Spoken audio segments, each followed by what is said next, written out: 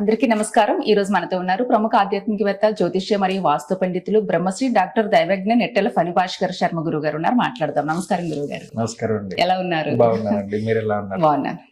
గురుగారు, ప్రతి ఒక్కరికి లక్ష్మీదేవి అనుగ్రహం కావాలనే ఉంటుంది, కానీ కొంతమందికి మాత్రమే సాధ్యం అవుతుంది. ప్రతి ఇంట్లో లక్ష్మీ స్థిరాసం ఉండాలంటే ఎలాంటి పరిహారాలు చేసుకోవాలి? అంటేనమ్మా, ఇప్పుడు సాధారణంగా అందరూ డబ్బు సంపాదించుకుంటూ ఉంటారు. ఈ మధ్య కాలంలో రూపాయలు అంటే చాలా తక్కువగా అయిపోయాయి. ఇది వరకు కాలంలో ఒక 1000 రూపాయలన్నా 10,000 లక్షాధికారి అన్న మాటే పోయింది. ఎందుకంటే అందరి దగ్గర డబ్బు వచ్చింది. ఇది ఒక అందుకు మంచిది. భగవంతుడి దయ వల్ల అందరి దగ్గరికి డబ్బు రావడం అన్నది, రొటేషన్ అవడం అన్నది మంచిదే. కానీ మనం చేసేటువంటి చిన్న చిన్న పొరపాట్ల వల్ల ఆ ధనాన్ని మనం కోల్పోతూ ఉన్నాం. ఎందుకు? ఇప్పుడు మీరు మా ఇంటికి వచ్చారు, వచ్చినప్పుడు నేను తగినటువంటి గౌరవం ఇవ్వలేదనుకోండి, మీరు ఉండరు, వెళ్ళిపోతారు. మళ్ళీ ఏమనుకుంటారు, అబ్బాయి వాళ్ళ ఇంటికి వెళ్ళడం వల్ల పెద్ద ప్రయోజనం లేదు, వాళ్ళు నాకు వెళ్ళినప్పుడు తగిన గౌరవం ఇవ్వలేదు, నేను మళ్ళీ ఇప్పుడు వెళ్ళను అనే భావన కలుగుతూ ఉంటుంది. అలాగే లక్ష్మీదేవి మనం సాధారణంగా అమ్మవారి స్వరూపంగానే ధనాన్ని, సౌభాగ్యాన్ని, అలాగే సంపదని, వీటన్నిటిని కూడా అమ్మవారి స్వరూపంగానే భావిస్తాం. ఆడవారి యొక్క మెంటాలిటీ చూడండి. వారు ఏమనుకుంటారు, ఎప్పుడు కూడా మనకే హైయెస్ట్ ప్రయారిటీ ఇవ్వాలి, మనల్నే పొగడాలి, మనతోనే మాట్లాడాలి, మనతోనే టైం స్పెండ్ చేయాలి, మనకే ప్రయారిటీ ఇవ్వాలి, మనం చెప్పిందే జరగాలి అనేటువంటి భావనలో ఆడవారు తత్వం. అది ఒక స్త్రీ యొక్క తత్వం. అమ్మవారు కూడా ఏమనుకుంటుంది అంటే, నాకు నచ్చినట్టు ఉండాలి వాళ్ళ ఇల్లు, అప్పుడే నేను ఆ ఇంట్లోకి వెళ్తాను. సాధారణంగా దేవతా కాలమానాల్లో మనం ఒక్కొక్క పూజా విధానాన్ని చూస్తే ఒక్కొక్క దేవతకి ఒక్కొక్క సమయంలో పూజ చేస్తూ ఉంటారు. ప్రాతకాలే సదా విష్ణు, ప్రాతకాలం ముందు విష్ణుమూర్తి యొక్క ఆరాధన చేయాలి. ఆ తర్వాత గణపతి ఆరాధన, లేదా ఇలా ఆరాధన చేస్తూ మధ్యాహ్నం అపరాహ్నానికి పితృదేవతల యొక్క ఆరాధన చేస్తారు. అలాగే అమ్మవారి యొక్క ఆరాధన మీరు గమనించండి. అమ్మవారిని తీసుకొచ్చిన, లేకపోతేనేమో ఏదైనా అమ్మవారికి సంబంధించిన అర్చనలు చేసిన సాయంత్రం సంధ్యా సమయంలోనే ఎక్కువ చేస్తూ ఉంటాం. ఎందుకంటే అమ్మవారు ఉదయస్తమానం కూడా ఆవిడ బయటికి కదలదు, సాయంత్రం బయటకు వస్తుంది. మా ఊరు చల్లాలమ్మవారు ఉన్నారు, గ్రామదేవత. ఆవిడ పాలాల్లో తిరుగుతుంది. ఎప్పుడు? రాత్రి 8ంటికి మొదలు పొద్దున్న 6 వరకు తిరుగుతుంది. కాశీక్షేత్ర నివాసిని వారాహి అమ్మవారు క్షేత్రపాలిక, రాత్రి అంతా తిరుగుతుంది, పొద్దున్న వెళ్ళిపోతుంది. అలాగే అమ్మవార్లందరూ స్త్రీ శక్తి స్వరూపాలు, రాత్రిపూట శక్తిని కలిగి ఉంటారు. ఎందుకంటే ఈ దుష్ట శక్తులు గ్రామం మీద పడో ఇంకో దాని మీద పడో పాడు చేయకుండా వాళ్ళు కాపాడుతూ ఉంటారు. అలాగే లక్ష్మీ అమ్మవారిని చూడండి. ఆవిడ సాయంత్రం అప్పుడు ఇంటి నుండి, వాళ్ళ ఇంటి దగ్గర నుండి బయలుదేరి వెళుతూ ఉంటుంది. ఎవరి ఇంటి దగ్గర అయితే ఏడుపులు, గోల, అరుపులు, పెడబొబ్బలు, అపరిశుభ్రము, అమంగళకరమైనటువంటి వాతావరణం ఉంటుందో వారి ఇంటి దగ్గర ఆమె ఆగదు, వెళ్ళిపోతుంది ఎదరికి.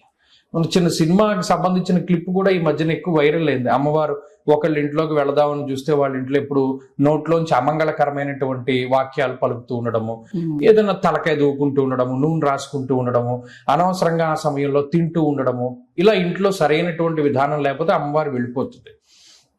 ఎవరింట్లో ఉంది అంటే అమ్మవారు సాయం సంధ్యా సమయంలోనూ, ఉదయకాలం ప్రాతః సంధ్యా సమయంలోనూ ఎవరి ఇల్లు అయితే పరిశుభ్రంగా ఉంటుందో వాళ్ళ ఇంట్లోనే ఉంటుంది అమ్మవారు. మన చేతుల్లోనే ఉంది, అదంతా మనం చేసుకోవడమే.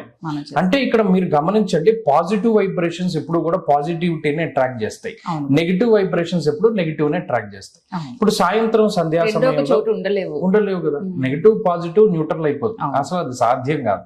పాజిటివ్ గా ఉండాలి అంటే ఏం చేయాలి అంటే, సాయం సంధ్యా సమయంలో ప్రత్యేకించి సుగంధ పూరితమైనటువంటి ఆ పొగ, లేకపోతే ఏదైనా ఒక సెంటు గాని, లేకపోతే ఒక అగరత్తు గాని చక్కగా అలా బయట, తులసి కోటలు బయటే ఉంటాయి కాబట్టి తులసి కోటలో గుచ్చుకుంటూ ఉండడం, లేదు ఇంటిని పరిశుభ్రంగా ఉంచుకోవడం. చాలా ముఖ్యమైనటువంటి చర్య ఏంటి అంటే, గ్యాస్ కట్ ఉంటుంది, అందరూ వండుకుంటాం. సాయంత్రం సంధ్యా సమయం అయ్యేసరికి రాత్రి తినవలసినటువంటి పదార్థాలన్నీ కూడా వండుకుని ఆ గ్యాస్ కట్ అంతా కూడా శుభ్రంగా కడిగేసుకోవాలి. చాలా మందిలో ఒక రకమైనటువంటి దురలవాటు ఉంటుంది. వారు రాత్రి తిన్నటువంటి పళ్ళాలు కూడా ఆ డైనింగ్ టేబుల్ మీద వదిలేసి వెళ్ళిపోయి పడుకుంటారు. పొద్దున్న వరకు అది అలాగే ఉంటూ ఉంటాయి. అది చాలా దారుణమైనటువంటి చర్య. అటువంటి వారి దగ్గర లక్ష్మి నిలబడదు. ఇక్కడ లక్ష్మి అంటే డబ్బు ఒకటే కాదు, ఆరోగ్యం కూడా లక్ష్మీదేవే. అలాగే సంతానము, ధైర్యము, ఇవన్నీ కూడా లక్ష్మీ స్వరూపాలే. కాబట్టి ఎవరి ఇల్లు అయితే పరిశుభ్రంగా ఉంటుందో, కొన్ని అమంగళకరమైనటువంటి విషయాలు ఉన్నాయి. గడపలు ఉంటాయి, గడపలు పుచ్చిపోయి ఉండకూడదు. ఆ కర్ర ఇప్పుడు కూడా చాలా స్ట్రాంగ్ గా ఉండాలి, పసుపు రాసి ఉండాలి, బొట్టు పెట్టి ఉండాలి. ఎప్పుడు వారానికి 2 రోజులు ఎప్పుడైనా చేసుకోండి, మిగతా రోజులు చేయమని అడగల. ఇంట్లో అంతా కూడా మూలల్లో బూజులు పట్టి ఉండకూడదు. మూలల్లో ఎప్పుడైతే బూజులు పట్టి ఉంటుందో రాహుకేతువులు మూలల్లోనే ఉంటారు కాబట్టి ఆ రాక్షస తత్వం కానీ లేకపోతే ఆ తమోగ్రహ తత్వం కానీ పెరిగిపోతూ ఉంటుంది. రాక్షస ఇది ఎక్కువగా ఉంటుంది, అంటే నెగిటివ్ ఎనర్జీ ఎక్కువగా ఉంటుంది కాబట్టి అది ఉండకూడదు. పగిలిపోయినటువంటి అద్దాలు, గడియారం ఆగిపోయి ఉంటుంది ఒకళ్ళ ఇంట్లో, వాడు ఎంతకాలమైనా అలా ఆగిపోయిన టైమే పెట్టుకుంటాడు, లేదా స్పీడ్ గా ఉన్న టైం పెట్టుకుంటాడు, స్లోగా ఉన్న టైం పెట్టుకుంటాడు. ఎప్పుడు అలా పెట్టుకోకూడదు. కరెక్ట్ గా ఉన్నటువంటి గడియారాన్ని వాడుతూ ఉండాలి. పగిలిపోయినటువంటి అద్దాలు, లేదా కిటికీ తలుపులు పగిలిపోయినా, గుమ్మాలు విరిగిపోయినా, లేదా ఇంట్లో ఎక్కడైనా పగుళ్ళు కనబడుతూ ఉన్నా ఎప్పటికప్పుడు శుభ్రం చేసుకుని బాగు చేసుకుంటూ ఉండాలి. ఇల్లు పరిశుభ్రంగా ఉంటే, వాడు ఉండేటువంటి వాతావరణం పరిశుభ్రంగా ఉంటే ఖచ్చితంగా వాడి ఇంట్లో లక్ష్మీదేవి స్థిరంగా నివాసం ఉంటుంది. అలాగే కొన్ని వాటికి ప్రాముఖ్యతలు ఉన్నాయి. ఉదాహరణకి చీపురు చేట ఉంటాయి ఇంట్లో. మీరు గమనిస్తే ధూమావతి అమ్మవారు అని ఉంటుంది, ఆవిడ ఉచ్చాటన దేవత, దశమహావిద్యల్లో ఒకరు. ఆ ధూమావతి అమ్మవారి చేతిలో ఏముంటాయి? చీపురు చేటే ఉంటాయి.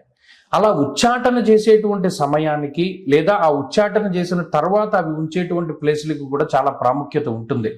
వాటిని కూడా ఒక చోటను పరిశుభ్రంగా పెట్టుకోవాలి. చాలా మంది ఇల్లంతా తుడుస్తూ ఉంటారు, మూలల్లో అట్టే పెట్టేస్తూ ఉంటారు. అది చాలా దారుణమైనటువంటి చర్య.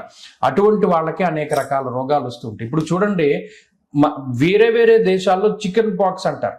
అమ్మవారు ఆటలమ్మ వచ్చింది, శరీరం మీద అనేక మచ్చలు వస్తూ ఉంటాయి, పిల్లలు చాలా ఇబ్బంది పడుతూ ఉంటారు.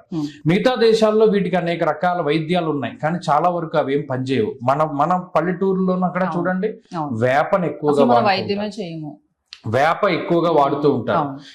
ఆ వేడి తగ్గడానికి కళ్ళు అమ్మవారికి ఇస్తున్నాం మేమని చెప్పి అమ్మవారు వచ్చినటువంటి వాళ్ళు కళ్ళు ఇస్తూ ఉంటారు. వేప రొట్టెల మీద పడుకోబెట్టి ఉంటారు. స్నానం చేయించకూడదు, కొంత దిగిన తర్వాత స్నానం చేయించాలి అంటూ ఉంటారు. ఇలా మనకు ఉన్నటువంటి శాస్త్రీయత మరి ఏ ఇతరుల దగ్గర లేదు. కాబట్టి ఇంట్లో కొన్ని రకాలైనటువంటి వృక్షముల తాలూకు చిహ్నములు ఉండాలి. మీరు గమనిస్తే 5 రకాలైనటువంటి వృక్షములు మనకి ఎప్పుడు అందుబాటులో ఉండాలి. అందులో ప్రధానమైనటువంటిది వేప. మహారాష్ట్రలో ఒక వ్యక్తికి అరుదైనటువంటి సర్పం కాటేసింది. ఎంత అరుదైంది, దాని విషం చాలా పవర్ఫుల్, రేర్ స్నేక్. అది కాటేస్తే వెంటనే వాడు చచ్చిపోతాడు ఎవడైనా. కానీ ఈ పాము గరిచిన వ్యక్తి చచ్చిపోకుండా ఆ పాము చచ్చిపోయింది. ఈ రీల్ నెట్లో ఉంటుంది, వెతుక్కోవచ్చు. వాడి మీద వైద్య బృందం భయంకరమైన పరిశోధన చేసింది. ఏంటి వీడు ఏం తింటున్నాడు, ఎప్పుడు లేస్తున్నాడు, ఏం ఎక్సర్సైజ్ చేస్తున్నాడు, ఇవన్నీ ఏమి అంత సాధారణమైనటువంటి దినచర్య. ఎక్కడ తేడా వచ్చింది అంటే, ప్రతిరోజు వాడు వేప పుల్ల పెట్టి పళ్ళు తోముకుంటాడు, లేదా పందెం పుల్ల పెట్టి గానుగ పుల్ల పెట్టి తోముకుంటాడు. ఏ పుల్ల ఉంటుందో, మన పూర్వీకులు ఏ పుల్లలతో పళ్ళు తోముకోమన్నారో దాంతో తోముకుంటూ ఉంటాడు. ఎప్పుడైతే పళ్ళు తోముకుంటున్నాడో పొద్దున్నప్పుడు దాని తాలూకు రసం చిగుర్ల నుండి లోపలికి వెళుతుంది. శరీరంలో ఏ ప్రాణాంతక వ్యాధి వచ్చినా పళ్ళు చెప్పేస్తాయి, నాలుక, పళ్ళు, నోరు చెప్పేస్తాయి. అటువంటి వాటిని శుభ్రం చేసుకునేటప్పుడు వేపను ఉపయోగించమన్నాడు. ఇంట్లో వేప గుమ్మాలు పెట్టుకోమన్నాడు, వేప కిటికిటీలు పెట్టుకోమన్నారు. ఆ వేపాకుల నుండి వచ్చేటువంటి గాలి శరీరానికి తగిలితే శరీరంలో ఉండే రోగాలన్నీ పోతాయి, ఎయిర్ ప్యూరిఫై అవుతుంది. అందుకని వేప చెట్టు ఇంటి పరిసరాల్లో ఉండాలి. 2 రావి కూడా ఎయిర్ ప్యూరిఫైయర్ గానే పనిచేస్తూ ఉంటుంది. ఆ రావి చెట్టు గాలి ఎవరికైతే తగులుతుందో వాళ్ళకి, ఆడవాళ్లలో ప్రత్యేకించి PCOD ప్రాబ్లమ్స్ పోతాయి, ఓజోన్స్ రిలీజ్ అవుతాయని చెప్పి దాని మీద రీసెర్చ్ చేసినటువంటి వాడు చెప్పాడు. శనివారం నాడు శన్యోష కాలంలో, అంటే సూర్యోదయానికి 1 గంట ముందు రావి చెట్టు నుండి ఓజోన్స్ రిలీజ్ అవుతున్నాయి. ఈ ఓజోన్స్ కి ఉండేటువంటి శక్తి ఏంటి అంటే గర్భస్రావం కలిగేటువంటి దాన్ని నిరోధిస్తోంది స్త్రీలో.